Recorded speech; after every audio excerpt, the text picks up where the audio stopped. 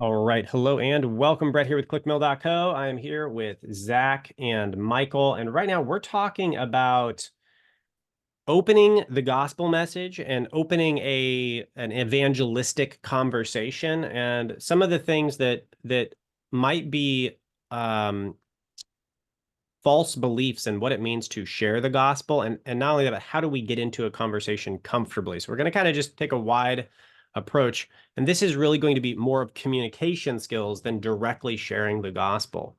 But I think one of the things that I have come up against a lot in churches, and not against, but it's, being taught is, well, how do you share the gospel? You want to be an evangelist and you've got to go out. How good are the feet that spread the good news? And how do you do this? You go up to the person that you just bump into on the sidewalk and you're like, hey, can I tell you about my Lord and Savior, Jesus Christ? And that is essentially the approach. And at least with me, I've been to Christian camps. I've had church events where it's literally like, we're going to go outside the church. We're going to go downtown. We're going to wander around and find people who don't look like they're doing anything. We're just sitting on a bench and enjoying their afternoon. And we're going to insert ourselves and start talking to them. And the thing that I hear from Christians, and I've worked a lot with youth, teens, and it's like, well, it's really uncomfortable. How are we supposed to do that? And I think older Christians have just sort of accepted the fact that it's like, well, yeah, sharing the gospel is uncomfortable, get over it. Kids know intuitively this does not flow in the normal line of relationship. And how do we do this in a way that makes sense? And I think that's a very valid question. I think that when we discuss communication, and Zach, I know you've read a lot in healthy marriage communication and various subjects. And when we talk about the definition of criticism, like if I'm talking to my wife or you're talking to your wife, criticism is when I receive unwanted advice. You should do this. You should have done it that way. And it's advice, but I didn't ask for it. And so it's really grating. Now, what's my intent? If I'm the one giving the unwanted advice, if I'm the one giving the criticism, well, I just really want my wife to excel, and I happen to know a better way here. I wasn't trying to be rude. I actually really care about her. So I was saying you should try it this way. And she heard you should try it this way and you should do that and you never do it right because maybe I actually said that stuff. So what I say with good intention on the other side comes across as criticism. And I think at least in the West, and again, Matthew, I'm obviously not in Africa, so I don't know, but at least in the West, the broad perception of Christians is that they're judgmental and they're criticizing because you should accept Christ. That is criticism. By the definition, that criticism is unwanted advice. If I go and I approach someone on the park bench who's enjoying their afternoon and I sit down and I say, hey, can I tell you about my Lord and Savior Jesus? And it's like, what? It's like, yeah, you should accept him because the Bible says so. I am now judging whatever it is that they believe is wrong and saying you should, and I'm giving unwanted advice, which is criticism. And that is always going to come across the wrong way. Even if you know and you like the person. If I tell my wife, you should do, talk to the kids like this, you should do that, she's not going to be happy about it. And she loves me more than anybody. So that approach is not effective. So then the question is, how do we share the gospel? How do we evangelize and give the good news to people in a way that they can hear it? Because when we give advice when it's not wanted, it cannot be received. That's just human nature. That's what all of these communication books. Zach, can you rattle off a couple of those communication books? Love Busters is a great one. Yeah, so Boundaries. specifically in that, yeah, Yeah. boundaries in marriage, Boundaries with boundaries with kids, kids. boundaries with teens. Um, yeah, but there's also boundaries book specifically for business leaders. Yep. I That's don't a good one. know what the exact I, name of I that one wouldn't is, but say I there's wouldn't say it's in that one. That one's more about taking responsibility.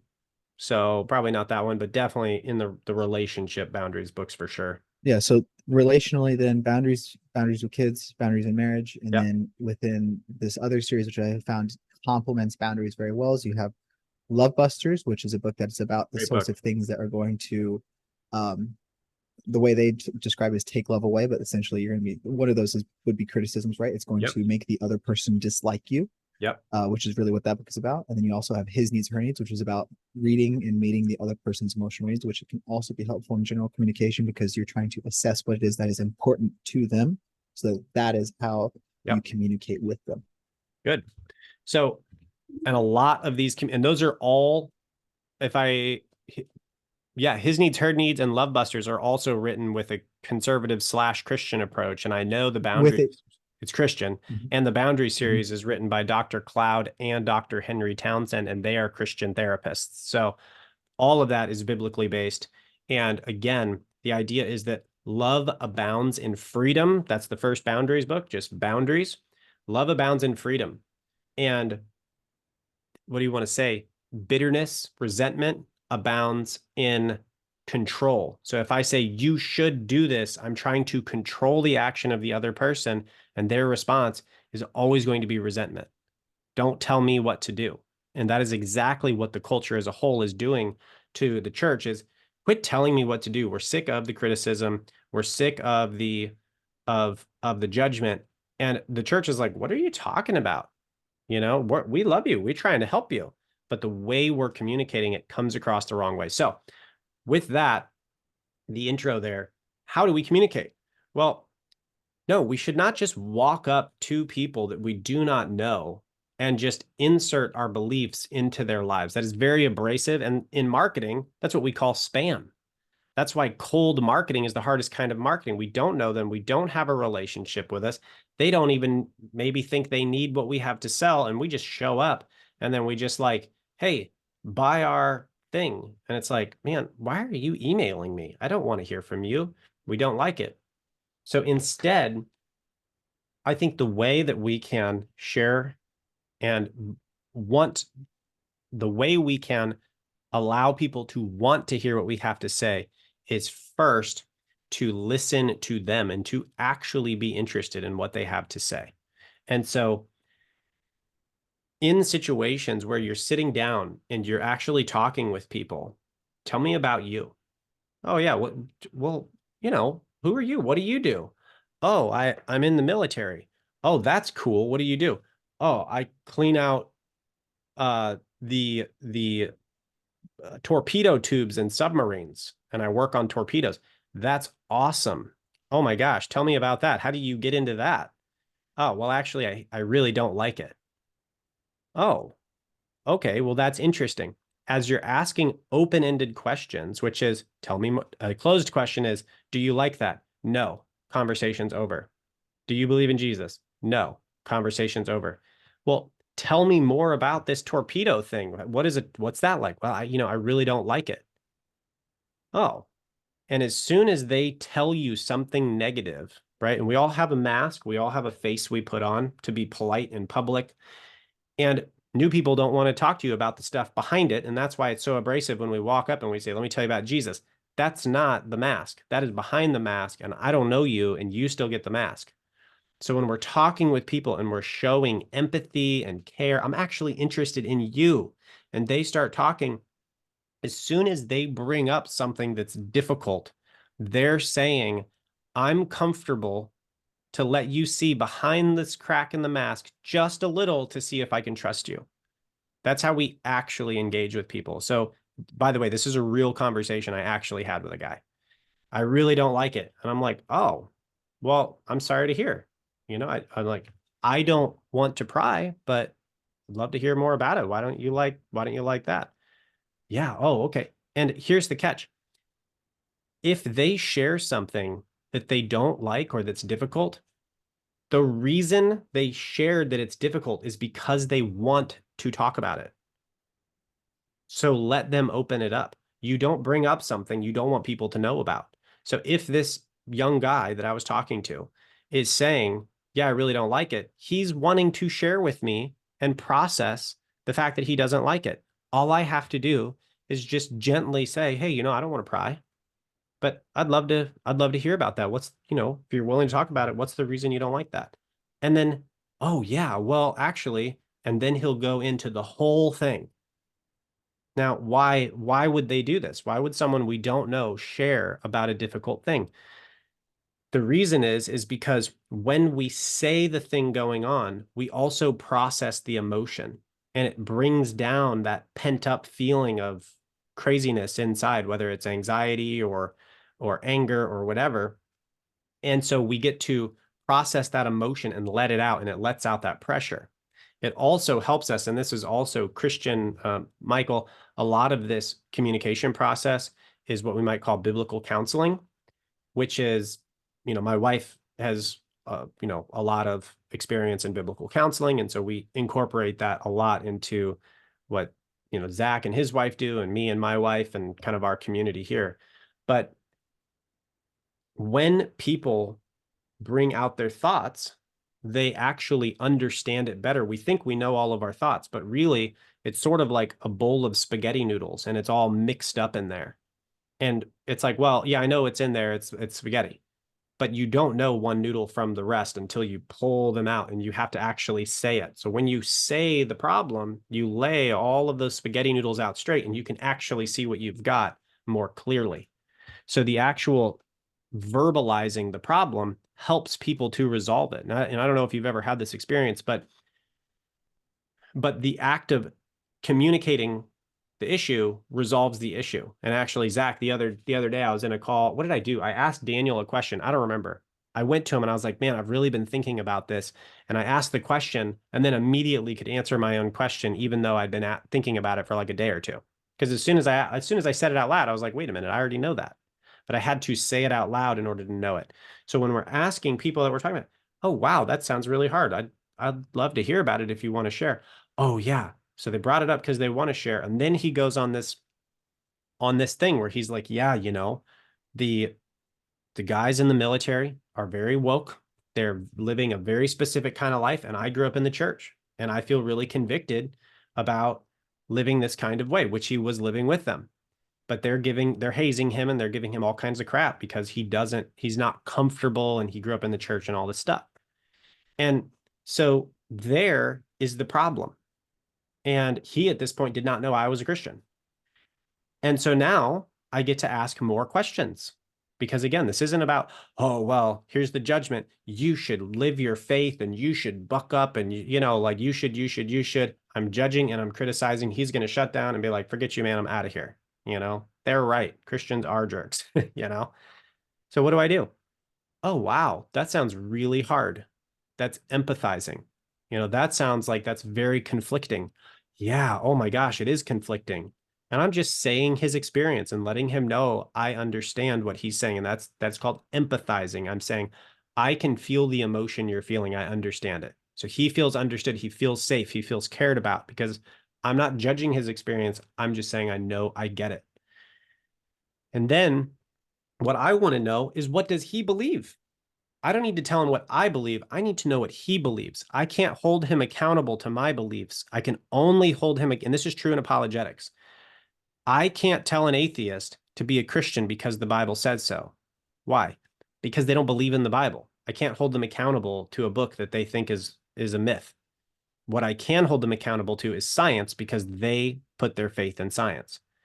So if they say, yes, I believe in science, and then I can use science to show them why their own thought process doesn't make sense, now they're accountable to their own beliefs. So in this case, I said, well, okay, so you said you grew up in the church.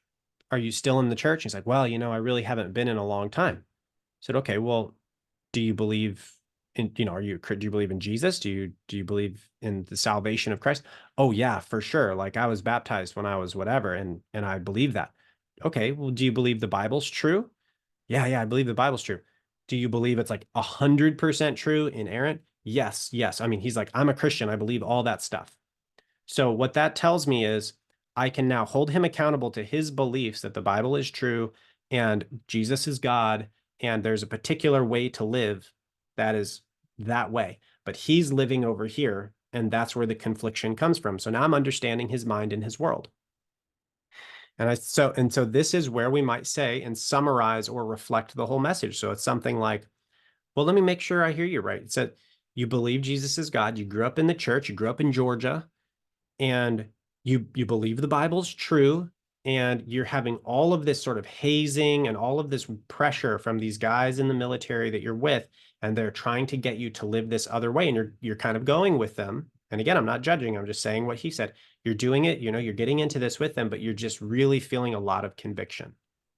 And he's like, oh my gosh, yes. Oh, that's exactly that. Yeah. And then he goes on about how he feels so understood. And that is the meeting of the need. So when we talk about, I Matthew, my gosh, wrong brother, Zach, I don't know how much I've gone through this with you, but I know Michael knows it, but Jesus knows who his audience is. He goes to them. So in this case, I Yeah. got to know who my audience was. I went to him. This happened to be at the pool. We're in the hot tub, which is where I chill out.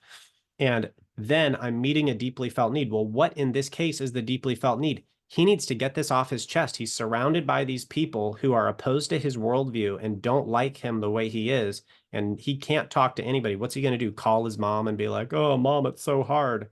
No, he wants to talk to a bro in the hot tub, and that's what's happening. So I'm meeting the need to be heard. And that is a very powerful need.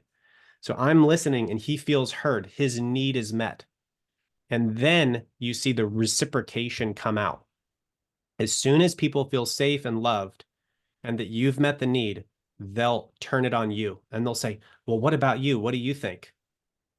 And this will work even with people who are totally opposed to you. I had a Satanist, a guy who self-proclaimed himself as a Satanist. He heard me and two other guys talking in the hot tub, a different hot tub at a totally different time.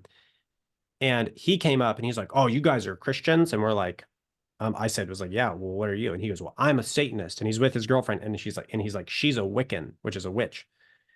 And what do? You listen to them. Oh, that's so interesting. Tell me about that. I've never met a Satanist. He's angry. He's coming over to argue. And I just listened for 40 minutes. And then at the end, he's like, well, oh, I'm so sorry. I've been talking for so long. What do you think? He came over to argue with me, and now he's asking for my opinion because I cared about him and heard him. And nobody in 20 years after his traumatic experience with a pastor in a church, nobody has ever listened to his anger. Doesn't have anything to do with me. Let me listen to your anger. Dump it on me. I can take it. Doesn't have anything to do with me. That's evil. That should never happen. Yeah, that's what I've been trying to say. Yeah, you're right. I totally agree. And then when he asked for my opinion, it's like, well, let me ask you a question. If one person in a religion does something bad, does that discredit the whole religion? That's a legitimate question. He's like, wait a minute, hold on. I've never thought about that. Now he can separate this from that and start thinking about it again. But someone had to listen. So in this case with the kid in the military, what about you? What do you think? And now is the critical moment. And I think, Zach, this is what you're talking about. Do you share the gospel? In this case, he's already a Christian. He already believes the gospel. So I don't even have to do that. But is he living his faith? I need to offer a challenge. I need to give him truth, but I have to do it in a way that does not come across as judgmental and does not come across as criticizing. But it's the truth he wants to hear. He's asking me, what do you think? Well, I have some opinions and I would be happy to share them if you want to hear them. So I give him the freedom because love abounds in freedom and love covers a multitude of sins.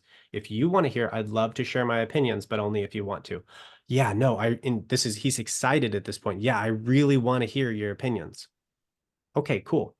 Well, you said you believe in the Bible. I'm holding him accountable to his belief. You said you believe in Jesus. And at this point, I'm like, I'm a Christian too, by the way, because he didn't know I was a Christian. He's like, oh, that's awesome. I didn't even know. And it's like, I don't even have to say it because everybody wants to talk about themselves. I'll just let you talk about you. I don't even have to show my cards. So you said you believe this. You said you believe this, and that's really hard. Yeah. Okay. Well, I'm a Christian too. And this is the way I think about it. When I show up in heaven and I meet Jesus, he's going to say, what'd you do with those 3 to 5 years while you were in the military? And I'm going to have to give an answer. And now, if I screw around in those 3 to 5 years, do I think I'm still going to heaven? Yes. The Bible says we build on the foundation that is Christ. And whether or not we build with wood, hay, or straw, or gold, stone, and precious metals, Even if we build with wood, hay, and straw, and that's tested by fire and it burns down, we still go to heaven as though one escaping the flame. So we might not take in the riches of whatever God has for us, but we're in heaven. So God's going to ask me, what'd you do with those 3 to 5 years? I don't think it's a salvational question, but I also don't want to have a stupid answer when I got to talk to Jesus. I don't want to be standing there and being like, well, let's see. You know, I didn't really want to do anything. So I took up drinking and like did all this stuff. I was like, I want to have the best possible answer and be like, I did the best I could. Win or lose, maybe nothing came of it, but I did the best I could. And, here it is. And so I said that and I said, that is what I want. And then he immediately said, that's what I want too. 100%. He said, you said what I want.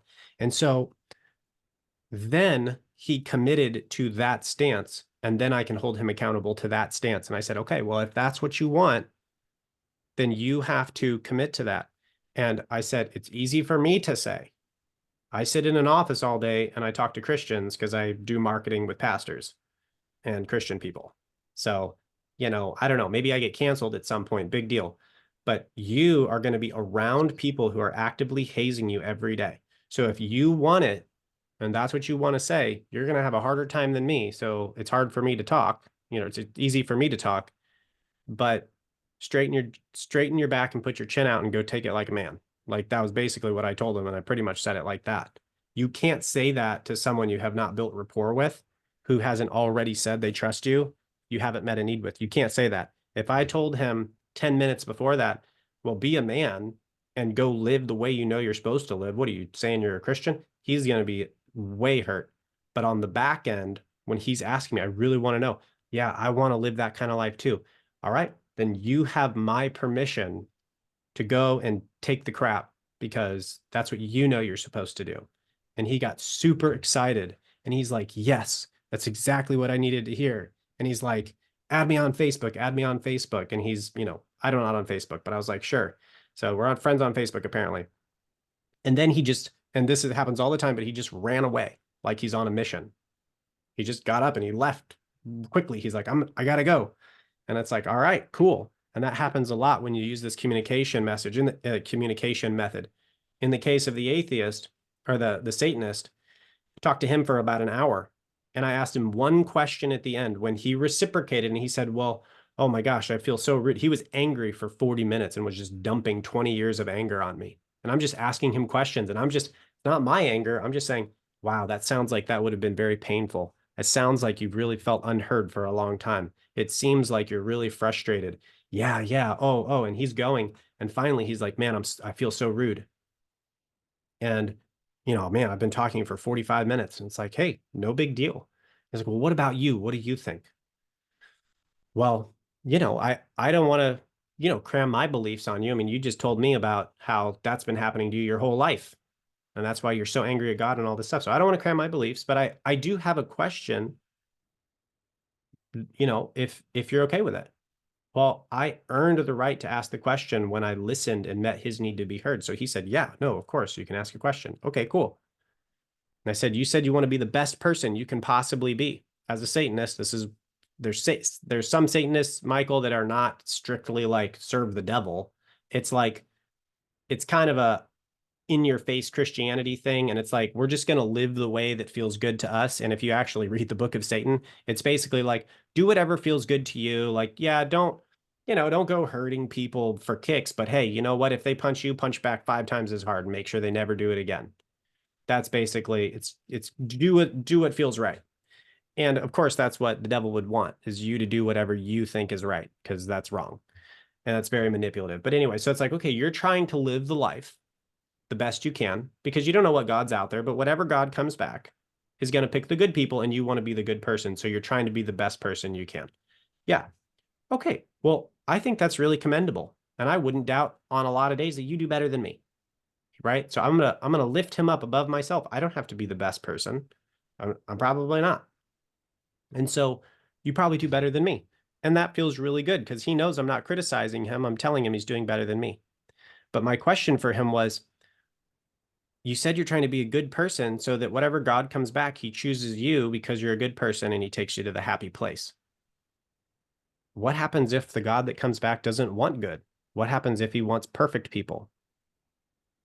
And he knows he's not perfect. I know I'm not perfect. Everybody knows that. So I can hold him accountable to that. And so he said, well, that's what Jesus is for.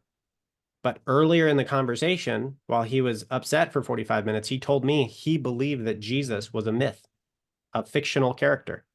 But all these spaghetti noodles are wound up in his head. He's never actually gotten to say any of this stuff. So he's never gotten to this problem. So he says, I say, what happens? What happens if the God that comes back wants a perfect person? Oh, well, that's what Jesus is for. That is his youth group from growing up kicking in. He doesn't believe that anymore. And I say, you said, but I don't understand. You said Jesus wasn't real.